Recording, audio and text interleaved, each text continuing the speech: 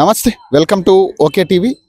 ప్రస్తుతం మనం గాంధీ హాస్పిటల్లో ఉన్నాం. సో నిన్న నైట్ నుంచి కూడా ఇక్కడ కొంత ఉద్రిక్తత కనపడతా ఉంది. యావత్ బీసీలందరూ కూడా ఇక్కడికి రావడం జరుగుతూ ఉంది. బీసీ నాయకులు, బీసీ సంఘాలన్నీ కూడా ఇక్కడ చేరుకుంటున్న పరిస్థితి. Teenmar Mallanna Q news office ముందు సాయి ఈశ్వరయ్య అనే వ్యక్తి ఒక పెట్రోల్ పోసుకుని తను దహనం చేసుకునే ఆత్మార్పణ చేసే ప్రయత్నంగా జరిగిన పరిస్థితి. హుటాహుటిన ఇక్కడికి స్థానికులైతే తరలించిన పరిస్థితి. నిన్న నైట్ నుంచి కూడా యావత్ బీసీ సంఘాలు నాయకులందరూ కూడా ఇక్కడ చేరుకుని అతన్ని పరామర్శించే ప్రయత్నం చేస్తూ ఉన్నారు. సో ఇప్పుడు కూడా పెద్ద ఎత్తున బీసీలందరూ కూడా ఇక్కడ వచ్చిన పరిస్థితి. వాళ్ళ నినాదాలు ఇస్తూ ఉన్నారు. కేవలం 46% జీవో పరిమితం చేయడం అనేది ఖచ్చితంగా దాన్ని రద్దు చేయాలి, మాకు 42% రిజర్వేషన్ కల్పించాలంటూ కూడా బీసీల నినాదం జరుగుతూ ఉంది.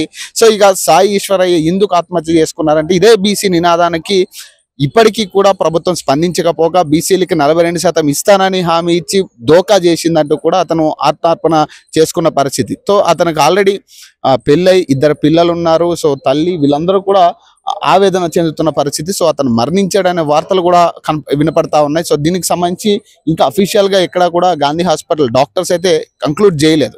కాకపోతే మరణించిన వార్త అయితే కనపడతా ఉంది. ఒక్కసారి మనం ఇక్కడున్న పరిస్థితులు చూసుకున్నట్టయితే సో మొత్తం కూడా బీసీ నాయకులంతా కూడా ఇక్కడ చేరుకున్న పరిస్థితి. వాళ్ళందరూ కూడా ఒకటే నినాదం, యావత్ బీసీలందరూ కూడా తరలి రావాలంటూ కూడా వాళ్ళు నినాదాన్ని పిలుపునిస్తా ఉన్నారు.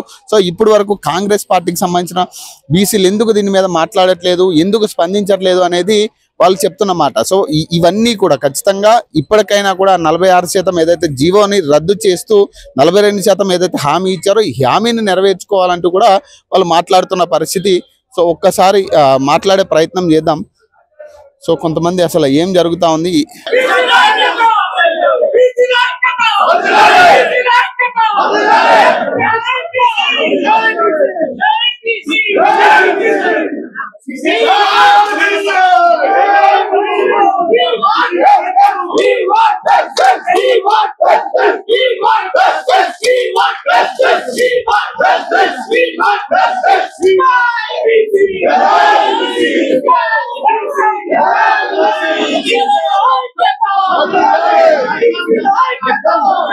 ఆయన ఒక మనోవేదనకు గురై మరి ఆత్మహత్య ప్రయత్నం చేసుకున్నటువంటి సందర్భంలో మరి ఆయనను ఎప్పుడైతే గాంధీ హాస్పిటల్కు తరలించిండ్రో వెంబడి మేము వచ్చాము.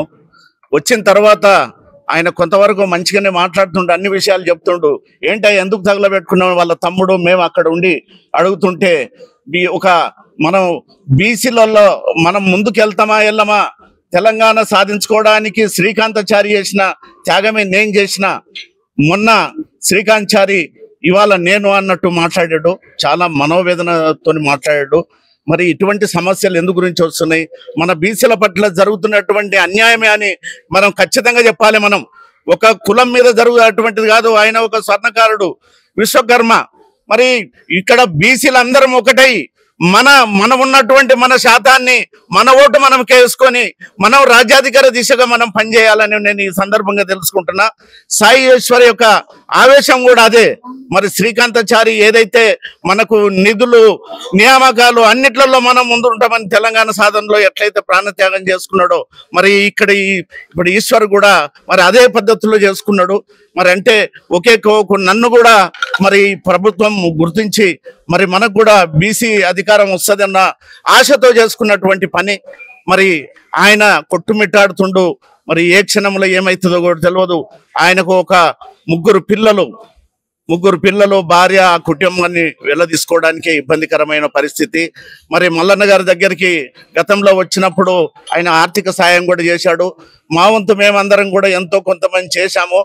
మరి ఇటువంటి ప్రాణత్యాగాల గురించి ఏర్పడ్డటువంటి సందర్భం కాదు. మనం బీసీలము నిన్న ఒక ఆవేశంతో ఒక మిత్రుడు మాట్లాడాడు, మనము తెలంగాణలో ఉన్న వాళ్ళము ఆత్మాహుతులు చేసుకోవద్దు, రజాకలను మనము తన్ని పారదోలినటువంటి మన ఉడుకు రక్తం మనది, ఆవేశ రక్తము. మనం ఎప్పుడు కానీ ఎదుటివాడిని వీలైతే చంపడానికి ప్రయత్నం చేయాలి, కానీ మనం చావడానికి ప్రయత్నం చేయకూడదని మరి చాలా మంది పెద్దలు చెప్తుండ్రు. నిన్న తీన్మార్ మల్లన్న కూడా అదే ఆవేశంతో చెప్పడం జరిగింది. మరి ఇటువంటి సందర్భాలు ఎవరు కూడా చేసుకోవద్దు. ఈ యొక్క ఆత్మహత్య యత్నం చేసుకునేది మహాపాపము. ఆ కుటుంబం పోషణకు ఎంత ఇబ్బంది అవుతుంది. మీకు మీరు చనిపోయినరు, మరి మీ భార్య మీ పిల్లలు ఏమవుతారని ఒక్క క్షణం కూడా మరి ఆలోచించలేదు. మరి తమ్ముడు ఆవేశంతో చేసుకున్న పని.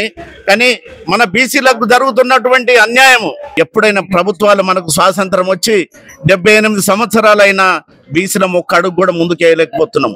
మన ఓటు బ్యాంకు మట్టిగా ఉపయోగించుకొని వాళ్ళు రాజ్యాధికార దిశలో వాళ్ళు ఉన్నారు. బీసీలం వాళ్ళ చేతి కింద మనం నీరు దాక్కుంటున్నట్టు మనం ఉన్నాం. మనం అందరం ఏకం కావాలి.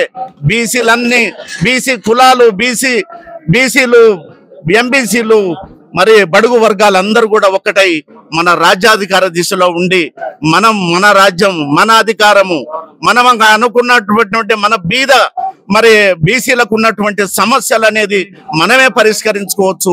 ఒకరిని బిచ్చమాడడం కాదు.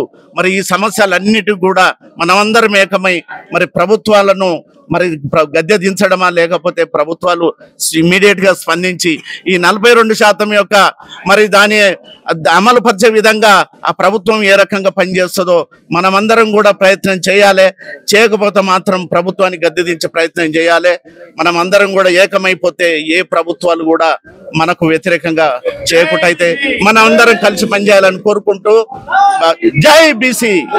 నిన్న రాత్రి జరిగిన సంఘటన ఈశ్వరాచార్య అనేటువంటి ఒక సాధారణ కుటుంబం నుంచి ఎక్కడో దూరం నుంచి వచ్చి హైదరాబాద్లో జగదిగుట్టలో జీవనాధారం కోసం ట్యాక్సీ డ్రైవింగ్ చేసేటువంటి పిల్లవాడు. బీసీ రిజర్వేషన్ వస్తే ఆయన పోటీ చేసే అభ్యర్థి ఏం కాదు. వాళ్ళ అమ్మ ఇప్పుడు మహిళా క్యాండిడేట్ ఏం కాదు. భర్త చనిపోయి అప్పటి నుంచి సంకలో పెట్టుకొని ఎదిగిన పిల్లగాడు ఎంత ఎమోషన్ గురై ఉంటే ఈ పరిస్థితి చేయాలా? ఈ ఎమోషన్ చాలా మంది ఏమంటారంటే బీసీలకు ఎమోషన్స్ లేవు కాబట్టి ఊరుకుంటున్నారు. మా ఎమోషన్ ఎక్కడో ఒకసారి ఇట్లా కనపడతారు దరిద్రులారా, మిమ్మల్ని చెప్తాను. మా ఎమోషన్ మీకు లెక్కలకు కనపడదు. మా ఎమోషన్ మీకు ఒకసారి మనుషులు చచ్చిపోతే కానీ అర్థం కలిసి వస్తుందని చెప్పేసి ఈ పరిస్థితి తీసుకొని వచ్చింది. యావత్ బీసీ సమాజం కూడా ఇవాళ ఆత్మవిమర్శ చేసుకునే పరిస్థితి వచ్చింది. మన లెక్కలు వేసుకొని మన జీవితాల గురించి లెక్కలు వేసుకుంటున్నాం. కానీ అనగారిన వర్గాలకు ఒక రిజర్వేషన్ రావాలనే కొట్లాట లోపల ఇప్పటిదాకా ఒక ముందడుగు జరగకపోగా అడుగు అడుగున వాళ్ళ వెకిలితనం, మకిలితనం, అహంకారం కనపడతాము. ఈరోజు వాస్తవానికి నల్లగొండ జిల్లాలో ఎల్లమ్మగూడెం అనేటువంటి దగ్గర మీ అందరు చూసే ఉంటారు. ఒక యాదవ్ పిల్లవాడు పోటీలో ఉంటే తీసుకుపోయి మూత్రం దాకించిన విషయంలో కూడా చలో ఎల్లమ్మగూడెం అని చెప్పి పెద్ద ఎత్తున అందరూ అక్కడ పోతున్నారు. అక్కడ పోయి ఏర్పాట్లు ఉన్నప్పుడు ఈ వార్త వచ్చి రాత్రి మళ్ళీ నాకు ఫోన్ చేసి చెప్పాడు. నేనేమంటున్నా అంటే మీకు ఎమోషన్ మీకుండవు, మాకుంటాయి. మీరేమంటారు మాకు ఎమోషన్ లేదంటున్నారు కదా. మాకు ఎమోషన్ చాలా ఉంటాయి కాబట్టి ఈ పరిస్థితి జరిగింది. మీ ఎమోషన్స్ ఎందుకుండవు? మీకు మా గురించి ఏం ఎమోషన్ అవసరం లేదు. మేము ఓట్లు వేస్తున్నాం కదా. ఇంత పెద్ద సంఘటన ఎల్లమ్మగూడెంలో జరిగితే ఏ నిందితుడు ఉన్నాడో సందీప్ రెడ్డి అంటాడు, వాడి బావ కళ్ళల్లో ఆనందం చూసినా కోమటిరెడ్డికి ఆనందం కలగాలి కాబట్టి ఆయన కోసం వెంటేసుకొని తిరుగుతూ ఉంటూ వెంకటరెడ్డి మరి రేవంత్ రెడ్డికి ఎంత ఆనందం ఉందో నాకు తెలియదు. కానీ బారసాల జరిగితే మొత్తం మంత్రులందరూ పోయినారు. మీ అందరికీ సందర్భంగా గుర్తు చేస్తా ఉన్నా. మేమేమో సావుకాడ కూర్చున్నాము, మీరు బారసాలలో ఎంజాయ్ చేస్తా ఉన్నారు. తెలంగాణలో పరిస్థితి ఇది. ఎల్లమ్మగూడెం సంఘటన గురించి దుఃఖపడతామంటే, అవమానంగా కుంగిపోతామంటే మీరు డ్యాన్సులు చేస్తామన్నారు. ఇది వాళ్ళ తెలంగాణలో పరిస్థితి. ఇంతమంది మిత్రులు చెప్తే నిర్మల చెప్పారు కదా, మీరు ఆదిలాబాద్ నుంచి మొదలు పెడితే ఇటు ఆంధ్ర బార్డర్ దాకా ఇదే పరిస్థితి. తెలంగాణలో కూడా బీచ్లేదు. అందుకోసం ఇవాళ మీ అందరికి ఒకటే సంఘటన. సరే, ఇవాళ ఏ సందర్భాన్ని కూడా గొప్పతనంగా ఆత్మ బలిదానాన్ని గొప్పతనం చేసి మేము మరింతగా కిందికి దిగజారడం కోసం, రాజకీయాలు చేయడం కోసం మేము దుఃఖంతో ఉన్నాం. ఒక తల్లి భర్తను పోగొట్టుకున్న తల్లి ఎదిగిన కొడుకు పోయింది. ఇవాళ ఆ పిల్లల పరిస్థితి ఏంటిది? ఒక తరంలో కూడా ఏ పరిస్థితి అయితే ఆమె చూసిందో ఇవాళ ఈశ్వరాచార్య భార్య కూడా అదే చూస్తారు. ఒక 2 తరాలు అదే బాధపడబోతున్నారు. సో నేను మీ అందరూ విజ్ఞప్తి చేస్తామన్నా, ఈ సంఘటన సరే ఇప్పుడు ఈ రిజర్వేషన్ ఇప్పుడు అంటే ఇంత జరిగినప్పటికీ కూడా ఈ ప్రభుత్వం మేము వేస్తాం ఎలక్షన్ పోతామన్నారు. అంటే సిగ్గు అనేటువంటి విషయానికి, కనీసం నైతికత అనేటువంటి విషయానికి ఏమాత్రం సంబంధం లేకుండా మేము చేసిన డెడికేటెడ్ సజెషన్ ఢిల్లీకి పోయింది, ఇవన్నీ కూడా ప్రజలు గమనిస్తున్నారు అని అన్నీ మర్చిపోయి మేము ఎలక్షన్ పోతున్నాం, మేము టికెట్లు ఇస్తాం, ఏదో కథ చెప్పేసిండ్రు. మీరు ఒక మాట అన్నారు కదా, ఎమోషన్స్ అంటే నువ్వు బారసాల పోతానికి తీరుకున్నది కానీ మనుషులు పలకరిస్తానికి తీరికలేదు. ఢిల్లీకి పోయి ప్రధానమంత్రి 4 సార్లు కలుస్తానికి తీరిక ఉన్నది కానీ ఒక్కసారి కూడా మాట వరుసకు కూడా ప్రధానమంత్రి దగ్గర కూర్చొని సీరియస్గా మాట్లాడే స్థితి లేనటువంటి వాళ్ళు. రాహుల్ గాంధీ గారికి ఈ సందర్భంగా విజ్ఞప్తి చేస్తాను, మీరు ఒక జాతీయ స్థాయి నాయకుడిగా, మళ్ళీ చెప్తాను మీ అందరూ ఈ సందర్భంలో ఇంత విషాద సందర్భంలో చెప్పకూడదు కానీ మీరు గెలిచిన నిన్న మన 4-5 సీట్లు కూడా బీసీలో వచ్చినాయంటే బీసీలు నాయకులు ఉన్నటువంటి ఉత్తరప్రదేశ్లో పడినో బీసీలు నాయకులు ఉన్నటువంటి బీహార్లో వచ్చినాయి తప్ప మీరు భుజానెత్తుకున్నటువంటి ఇట్లాంటి అగ్రవర్ణ అహంకారం దగ్గర నుంచి మీకు సీట్లు రాలే రాహుల్ గాంధీ. ఇవాళ మీరు అనుభవిస్తున్న ఇండి కుటుంబంలో ఉన్నటువంటి ఆ మాత్రం గౌరవం కూడా మా వాళ్ళని గుర్తుపెట్టుకోండి. మీరు రాజ్యాంగం పుస్తకం భుజానెత్తుకొని రాష్ట్రమంతా దేశమంతా తిరిగిరు కదా, రాజ్యాంగబద్ధమైన హక్కు కోసం మేము కొట్లాడుతామన్నాం. ఇవాళ సామాజిక స్ఫూర్తి అనేది కోర్టులకు ఉందో లేదో కూడా కోర్టులకు గుర్తు చేయాలి. మీరు చాలా సందర్భాల్లో కోర్టులో ఇప్పుడు అగ్రవర్ణాల అహంకారం ఉంది, పక్షపాతం ఉందంటారు కదా, ఇప్పుడు కూడా గుర్తు చేయండి. పాలక పక్షంలో ఇప్పుడు ఉందని కూడా పక్కన ఉన్న సిద్ధరామయ్య కాలు కూర్తా ఉండి ఒకటి అక్కడ సపోర్ట్ చేయరు మీరు, ఇక్కడ ఉన్న రిజర్వేషన్ పోతే సపోర్ట్ చేయరు మీరు. దేశానికి ఏం సందేశం ఇస్తారు? ఇవాళ మృత్యు శకంలో ఉన్నటువంటి సాయి ఈశ్వరాచారి ఏదైతే ఇవాళ ప్రశ్నిస్తుండో ఈ ప్రశ్న ఢిల్లీ దాకా పోవాలి. తెలంగాణలో బీసీలు ఎంత ఆత్మకోశపడుతారో తెలవాల్సిన అవసరం ఉంది. ఇవాళ 80% ఈ ప్రభుత్వం వెంటనే రావాలి. అని ఇదేం పద్ధతి అంటే అయిన దానికి కాని దానికి పోతారు, ఉరుకురికి డ్యాన్సులు చేస్తారు, ఎగురులో పెడతారు. ఇంత గాంధీ హాస్పిటల్ లోపల ఇది మా కష్టానికి గాంధీ హాస్పిటల్ ఒక మంచి ఈ ప్రమాదంలో ఉంటే ఒక్క రాడా ఇప్పటిదాకా, ఒక్క మంచి రాత్రి నుంచి ఇప్పటిదాకా ఉన్నాం మేము ఇక్కడనే. ఇప్పుడు రాత్రి 2 గంటలకు వచ్చినాం. హెల్త్ ఇప్పుడు నేనే రాత్రి డిమాండ్ సీరియస్ చెప్పున్నా. హెల్త్ బులెటిన్ సన్నాసులు ఒళ్ళు పలిచి ఏది పడితే చేసుకునే వాళ్ళకి హెల్త్ బులెటిన్ రిలీజ్ చేస్తారు. అరే ఒక మనిషి యొక్క కాజు కోసం ఇంత పెద్ద పని చేస్తే ఇప్పటిదాకా రాలేదు. ఒక డీడీ కోసం చెప్తే నీకు డాక్టర్ చెప్తా ఉన్నా ప్రతి 10 నిమిషాలకు ఆరోగ్యం క్షీణిస్తూ ఉంటుంది. ఇప్పుడున్న కండిషన్ ఉండదు. కండిషన్ మంచిగా లేకపోతే కండిషన్ మంచిగా లేదు కూడా తొందర రికార్డు చేయాలి. రేపు మీరు ఎందుకోసం చేసుకున్నాడు పనికిరాని కారణాలకు మీరే చెప్తున్నారు, రేపు ఒకటి మాట్లాడే అవకాశం ఉంటుంది. 100% ఆ పిల్లవాడు స్పష్టంగా రికార్డింగ్ ఉన్నది. భార్య చెప్తా ఉంది, తల్లి చెప్తా ఉంది, అయ్యా 15 రోజుల నుంచి 24 గంటలు బీచ్లకి అయిపోయి మావాడు కుంగి ఊరికే సెల్ ఫోన్ చూసుకుంటుండే ఏడుస్తున్నా చెప్పి తల్లి రాత్రి చెప్తుంది నాకు. నేనేం ఏదో ఎగ్జాగరేషన్ కోసం చెప్పడం స్వయాన మీరు పోయి తల్లిని ఇంటర్వ్యూ చేయండి. నేను ఇవాళ డిమాండ్ చేస్తామన్నా వాళ్ళ కుటుంబాన్ని ఆదుకోవాలి. అన్నిటికంటే ముఖ్యంగా బీసీ సోదరులకు తెలంగాణలో రాజకీయాల్లో ఏం జరుగుతూ ఉంది, ఏ పార్టీలు ఎంత పరధ్యానంతో ఎంత అంటే చాలా కన్వీనియంట్గా మాట్లాడుతున్నా కూడా అన్ని గమనించాలి. ఇవాళ పార్టీలతో సంబంధం లేదు. ఇక్కడ కూర్చున్న ఎవరికి కూడా పార్టీ గురించి ఎవరు మాట్లాడదు. వన్ సైడ్ మొత్తం బీసీల మందమే ఒకవైపు ఉంటాం. మాకు ఒకే ఒక్క గొంతు ఉంటుంది.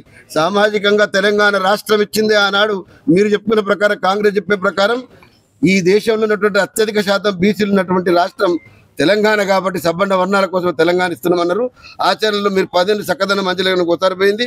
ఇప్పుడు ఒక అవకాశం వస్తే మళ్ళీ మీరు పోగొట్టుకున్నారు. ఒక్కటి ఇక్కడ రాహుల్ గాంధీ దాకా పోవాల్సిన అవసరం ఉన్నది.